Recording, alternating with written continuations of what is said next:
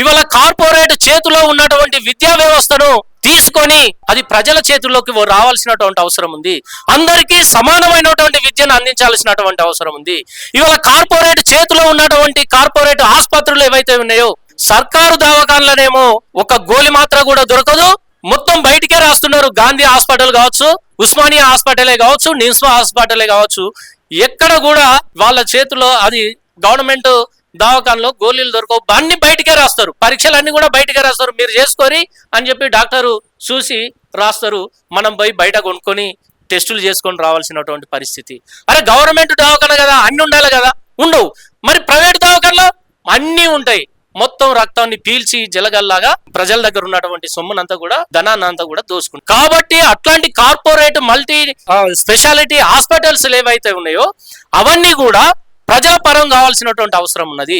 అందుకనే ప్రభుత్వ మొత్తం ఆస్తులను పంచడం ఒకటి, ప్రభుత్వ భూములను పంచడం ఒకటి, ప్రైవేటు వ్యక్తుల చేతులలో మిగులు భూమి ఏదైతే ఉందో, మిగిలిన ఆస్తులు ఏవైతే ఉన్నాయో అవి ప్రజలకు తీసుకురావాల్సినటువంటి అవసరం ఉంటది. అట్లనే ప్రైవేటు, కార్పొరేటు, ఈ కాలేజీలు, మెడికల్, ఒక మెడికల్ సీట్ ఎంత అనుకుంటున్నారు? 1-2 కోట్ల రూపాయలు పెడితే ఒక మెడికల్ సీట్ వస్తుంది. ఒక ఇంజనీరింగ్ చదువు చదవాలంటే వాడు 15 లక్షల నుంచి 20 లక్షలు పెడితేనే ఇంజనీరింగ్ కంప్లీట్ అవుతుంది. మరి పేద ప్రజలు ఈ చదువు లెక్క నుంచి కొంటారు. కాబట్టి చదువును కొనుక్కునే పరిస్థితే ఉంది, వైద్యాన్ని కొనుక్కునే పరిస్థితే ఉన్నది. మొత్తం ఇటు ప్రభుత్వం వసూలు చేసే పన్నులు ఒక పక్క వసూలు చేస్తున్నాయి, అటు ప్రైవేట్ వాడు కూడా ఎంత దోపిడీ చేయనో అంత దోపిడీ చేస్తున్నారు. ప్రభుత్వము ప్రైవేటు రెండూ కలిపి ఒక కార్పొరేట్ వ్యవస్థ లాగా బలపడి ఈ కింది ప్రజలు ఎవరైతే ఉన్నారో, ఎవరైతే రైతులు గాని, పేదలు గాని, కూలీలు గాని ఇలాంటి వాళ్ళ చేతుల నుంచి ఈ ధనాన్ని అంతా కూడా పోగు చేసుకొని వాళ్ళేమో జలసాలు చేస్తున్నారు. మహిళలు పని చేస్తున్నారు, కష్టపడుతున్నారు, వాళ్ళ చేతుల్లో అది ఫలితం ఏమవుతుంది? వాళ్ళ బిడ్డల్ని చదివించుకోలేకపోతున్నారు, వాళ్ళ బిడ్డలకు మంచి వైద్యాన్ని ఇవ్వలేకపోతున్నారు, మంచి జీవితాన్ని ఇవ్వలేకపోతున్నారు. కింద మీద పడి అప్పో సప్పో చేసి పెళ్లిళ్ళు చేస్తే కూడా ఆ పెళ్లిళ్ళు కూడా చాలా సమస్యలతోటి సతమతమవుతూ భార్యాభర్తల మధ్యలో అనేక గొడవలు, సంసారాలు ఇచ్చుకపోతున్నాయి. ఇది నిజమా కాదా? మరి ఇలాంటి జీవితాలు తెలంగాణలో ఒక సుఖప్రదంగా ఉండాలంటే ఏం చేయాలి? ఇవాళ భూమి లేని వాడి చేతిలోకి భూమి రావాలా వద్దా? ఇవాళ ఉన్నోని చేతిలోనే భూములు ఉన్నాయి, లేనోని చేతిలో ఏమీ లేదు. మరి ఇది సమానత్వం ఎట్లయితది? రాజ్యాంగం అందరికీ సమాన హక్కులు ఇచ్చినప్పుడు మరి రాజ్యాంగం హామీ పడ్డటువంటి ఈ హక్కులన్నీ కూడా ఆ దిశగా ఉండాలి కదా. భూమి లేని వానికి భూమి రావాలి. ఇందాక అన్నవాళ్ళు మాట్లాడుతూ ఏంటంటే వీళ్ళంతా ఒక ఆశావాహులు, మేము ఇంత దూరం ఈ ఉద్యమ రథాన్ని లాక్కొచ్చినాం కదా, ఇక మీదట మరి తెలంగాణ భవిష్యత్ ఏంది, భవిష్యత్ తరాల బతుకేంది అనేది వాళ్ళ ముందున్న ప్రశ్న. ఇవాళ రామరెడ్డి అనే కావచ్చు, రంగారెడ్డి అనే కావచ్చు, హరిప్రసాద్ అనే కావచ్చు, ఇలాంటి వాళ్ళందరూ కూడా ఆలోచన చేస్తుంది ఒకటే. ఇంత దూరం మనం 1 తరం, 2 తరాలు, 3 తరాలు కూడా పోరాటంలోనే పోయింది. మరి వచ్చే తరం కూడా, ఈ తరం కూడా ఇలాగే మనలాగనే రోడ్ల మీదనే ధర్నాలు, రాస్తారోకాలు, టెంట్లు వేసుకొని, కడుపులు మార్చుకొని, వాడు పోలీసోడు కొట్టుడు, మనం రాళ్ళేసుడు, మనం ఉరుకుడు, మోకాలు వలగొట్టుకునుడు. ఇదేనా ఇక ముందడనా తెలంగాణకు ఏమన్నా ఉపయోగం ఉంటుందా? ఈ తెలంగాణ పిల్లగాండ్ల భవిష్యత్ ఏంది? కాబట్టి దాని గురించి ఇవాళ టీయూజేఏసీ ఆలోచన చేస్తుంది. టీయూజేఏసీ ఆలోచన ఏంది? ఇవాళ నాకేదో వస్తే బతుకుతా అనేది కాదు దీని ఆలోచన. దీని వెనకాల ఎంతమంది శ్రమ ఉందో, ఎంతమంది ఆలోచన ఉందో మీరు ఒకసారి ఆలోచన చేయండి. ఇంతమంది త్యాగము, వీళ్ళ నెత్తురు ఈ నేల లోపల, ఈ మట్టి లోపల ఇంకింది కాబట్టి వాళ్ళ త్యాగాలకు ఏమన్నా ఫలితం దక్కాలా వద్దా? వీళ్ళ త్యాగాలకు ఫలితం దక్కాలంటే ఇవాళ టీయూజేఏసీ చేయాల్సినటువంటి పని ఏంటిది? ఈ 250 గజాలు కుటుంబాలకు వస్తే అవి వద్దన్నా వస్తుంది, రాకన్నా వస్తుంది. అది ఎట్లా తీసుకోవాలో కూడా టీయూజేఏసీ కార్యాచరణ చేస్తుంది.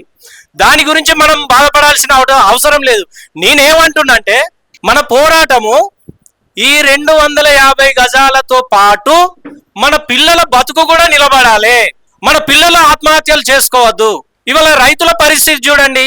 రైతు చేతిలో భూమి ఉంది, వ్యవసాయం చేస్తున్నాడు, ఆదాయం లేదు. రైతు చేతిలో భూమి ఉంది, వ్యవసాయం చేస్తున్నాడు, కానీ ఆదాయం లేదు. ఫలితం ఏంటిది? ఆత్మహత్యలు చేసుకుంటున్నాడు. అట్లనే చూద్దాం, ఇవాళ కూలీలు ఉన్నారు. నాకు తెలిసి నా తోటోళ్ళు కూడా తెల్లారి లేస్తే డబ్బాలు పట్టుకొని ఇసుక పోయడానికి పోతున్నారు, లారీలు నింపుతున్నారు. అనేక మంది అనేక రంగాలలో, వ్యవసాయ రంగంలో కానీ, పరిశ్రమల రంగంలో కానీ పత్తి మిల్లులలో కానీ లేకపోతే రైస్ మిల్లులలో కానీ పనిచేస్తూ ఉన్నారు. వీళ్ళ శ్రమ అంతా ఎక్కడ పోతుంది?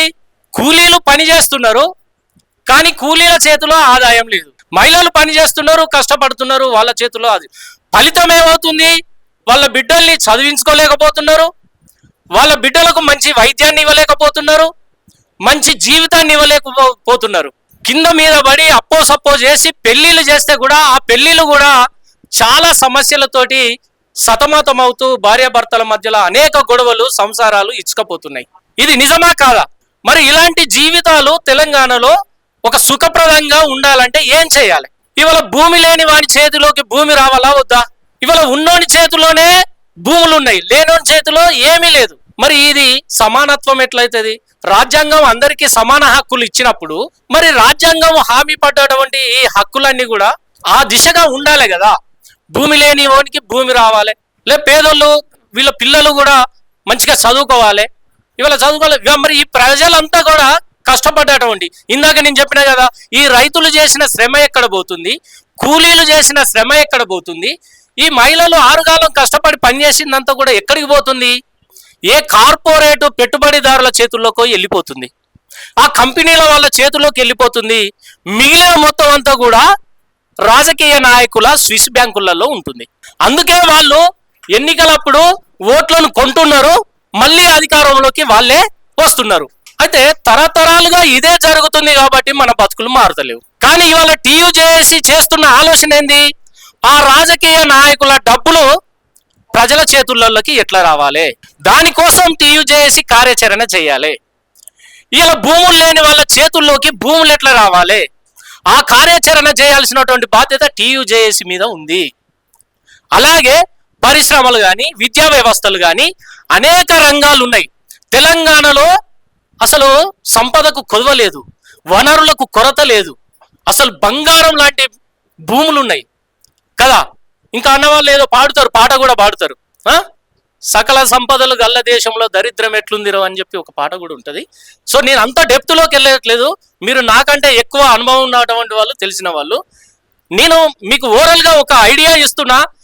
ఏంది మన ఆలోచన అంటే టీయూజేఏసీ ఏం చేయాలి, ఇవాళ ఈ కార్యాచరణ అట్లా ఉండాలి. కనుక దానికోసము మనము కలిసికట్టుగా నిలబడ్డప్పుడే, టీయూజేఏసీ బలోపేతమైనప్పుడే శత్రువును ఎదుర్కోగలుగుతాము, వానికి సమాధానం చెప్పగలుగుతాము. కనుక ఇవాళ తెలంగాణలో సామాజిక న్యాయము, ఆర్థిక న్యాయము, రాజకీయ న్యాయము అనేది ఏదైతే ఈ పెద్దలు ఇచ్చినటువంటి నినాదం ఉన్నదో అది వాస్తవ రూపం దాల్చాలి అన్నప్పుడు మన టీయూజేఏసీ ఆ దిశగా అడుగులు వేయాల్సినటువంటి అవసరం ఉంది.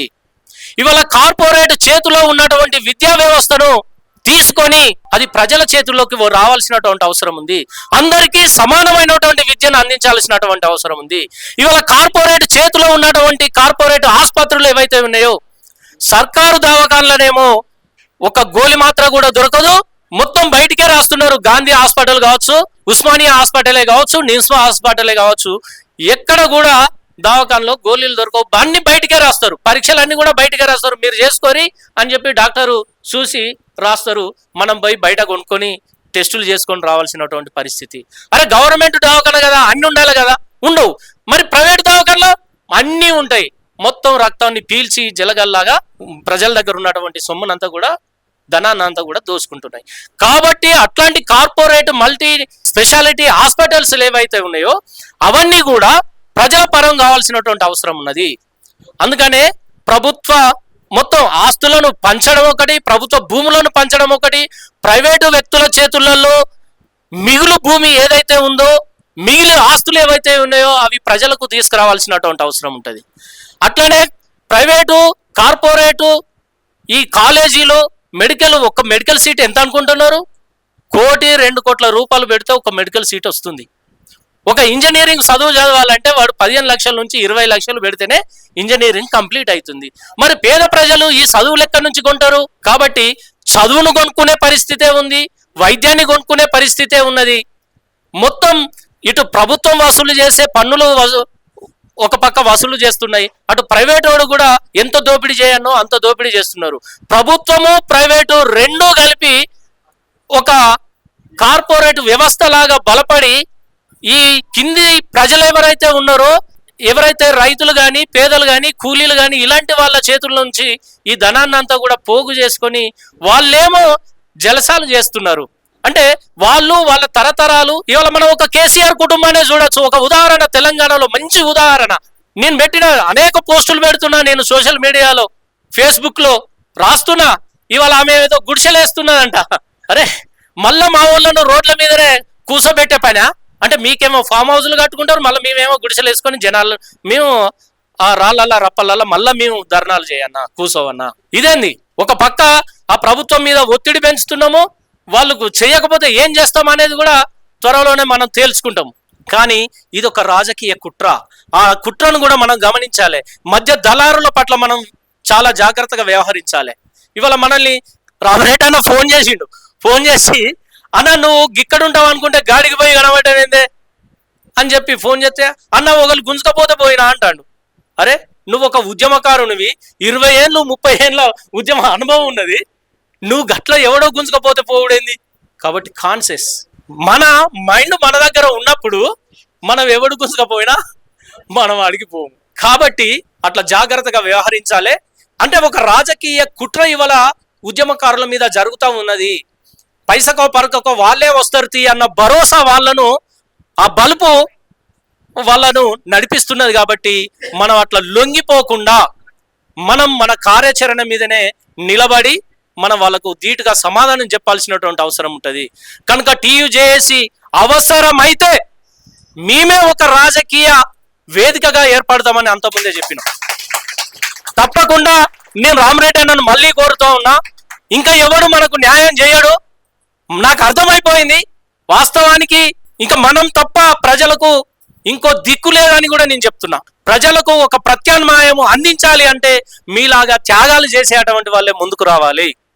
కనుక అవసరమైతే మన టీయూజేఏసీని పొలిటికల్ పార్టీగా, పొలిటికల్ ఒక వ్యవస్థగా మనం దీన్ని తీర్చిదిద్దాలి. కాబట్టి అట్లా మీరు ఆలోచన చేస్తారు అని చెప్పి నేను కోరుకుంటూ, మీ అందరి సహకారం కూడా అన్న వాళ్ళకు ఉంటేనే ఇది సాధ్యమవుతుంది. అప్పుడు కనుక మనం శత్రువుని సవాల్ చేయవచ్చు. ఒక పార్టీ పెట్టుకొని ఇగో నువ్వు చేయకపోతే బిడ్డ మేము ఏం చేస్తాం, మేము జనాలలోకి పోతాం, మీ బిడ్డలకు ఉచిత విద్య కావాలా, మీ బిడ్డలకు వైద్యం కావాలా, మా పార్టీకి ఓటేయం అని చెప్తా. నువ్వు ఇవ్వకపోతే నేను చెప్తా. ఈ పని మనం చేయాల్సినటువంటి అవసరం ఉన్నది. నేను ఇంకా ఎక్కువ టైం తీసుకొని మిమ్మల్ని ఇబ్బంది పెట్టను. నాకు ఈ అవకాశం ఇచ్చినందుకు ధన్యవాదాలు. Thank you.